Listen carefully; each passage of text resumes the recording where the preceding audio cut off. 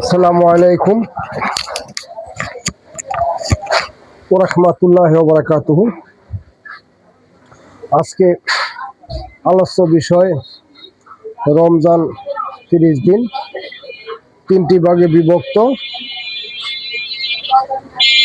একটি হলো রহমত, আরেকটা মাগফিরাত, আর একটা হলো নাজাত। রহমত কি সেটা আমরা জানবো আমাদের সুফি তরিকত হিসাবে। সুফি দৃষ্টিকোণে আমরা রহমতের 10 দিন হিসাবে জানতে পারি আল্লাহ তাআলা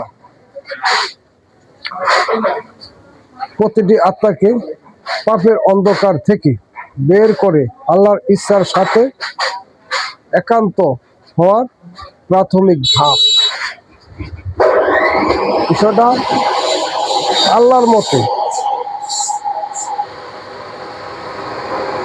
আল্লাহর মতে দৃষ্টিকোণে এটি পাপের অন্ধকার, যে আমাদের ভিতরে আমিত্ব, লোভ, হিংসা, এগুলোর ভিতরে আমাদের ভিতরে একটা অন্ধকার জগৎ হয়ে গেছে। সেই জগৎ থেকে আমাদের বের হওয়া প্রাথমিক কাজ হলো এই 10 দিন। এখন আসি মাগফিরাতের 10 দিন। এটি হলো আত্মার পরিশুদ্ধি বা তাজকিয়াতুন নফস, যা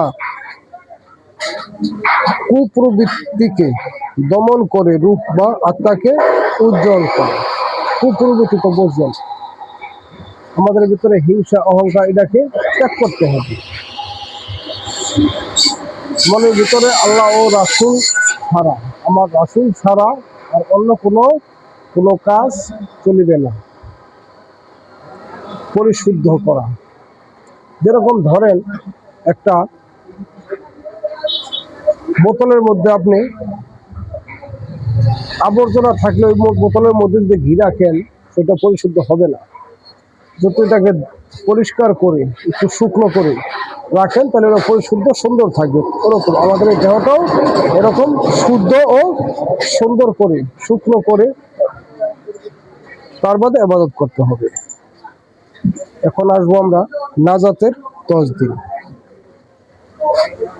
চূড়ান্ত স্তর, যেখানে বান্দা আল্লাহর সন্তুষ্টি অর্জনের মাধ্যমে শয়তানি প্ররোচনা থেকে সম্পূর্ণ মুক্ত হয়ে যায় এবং হানাফিল্লাহ বা আল্লাহর ইচ্ছার মধ্যে বিলীন হওয়ার যোগ্যতা অর্জন করে। বিষয়টি চূড়ান্ত পর্যায়, মানে মুক্তির পর্যায়ে। এই আত্মাকে আপনি পুরো মুক্ত করবেন, মুক্ত হয়ে যাবে। এই মুক্ত হওয়া পর হলো আপনার এই খুশির দিন ঈদ। এটা হলো এই 10 দিন হইল আপনার পরিশুদ্ধ হয়ে গেল, পুরাপুরি পরিশুদ্ধ হয়ে আপনি পুরো মুক্ত। আল্লাহ ও রাসূলের সাথে সাক্ষাৎ পেলেন, সাক্ষাৎ পাওয়ার পরে আপনি মুক্ত হলেন। এই অহংকার, অহমিকা, সকল কিছু আপনার ভিতর থেকে এমনি চলে যাবে।